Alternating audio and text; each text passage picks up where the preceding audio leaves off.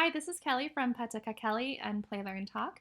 And in today's video, I'm going to give you a little sneak peek at what we're going to be creating together in our next video. So I'm going to be starting a new series over on my Instagram. I asked you in my stories, what would you like to learn next? And a lot of you, a huge majority, said you want to learn escape rooms.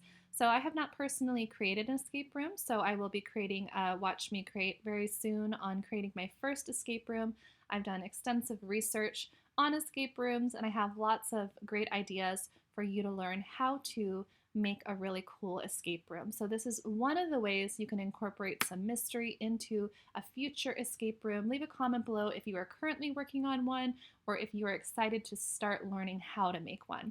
Now, let me go ahead and break down this page. So we have the instruction, find the 3 hidden letters, okay? And then we have 3 presents that have been strategically placed on this page.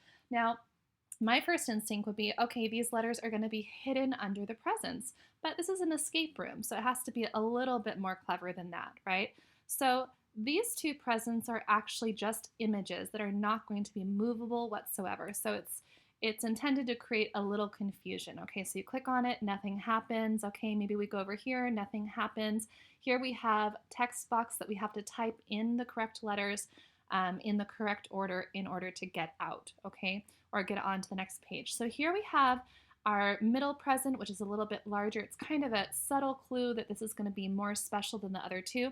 It is draggable, so we might move it thinking, oh, there's a letter underneath, right? But as you just saw, when I move it to the side, there's actually a letter attached to the image itself.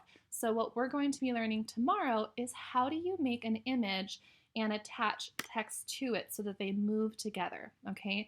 So as we move this around, we see it's an E. Maybe the student's going to move it all up and down the side, but there's only an E. So we're gonna type that in, okay?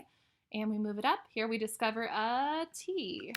All right, so let's keep moving it. By this point, they're getting the idea that something's over here and there is an N. So now we can do ETN. We don't know what that is. Let's hit submit. This is a simple deck. This is not a Flow Magic. You'll notice I have navigation buttons here that are provided by Boom. Okay, so now I need to unscramble these and create a word that actually makes sense. So I know that these 2 are incorrect, so the only thing left to do is to rearrange them. Okay, so that would be the entire thing that we're going to learn tomorrow, but I hope you're excited for this series, the upcoming series. I have actually 2 more series planned, and I am excited to share them with you. I haven't been posting many videos lately because I have been out sick, but I am feeling much better, thankfully, and I can't wait to get back to making tutorials. All right, I'll see you guys in the next video.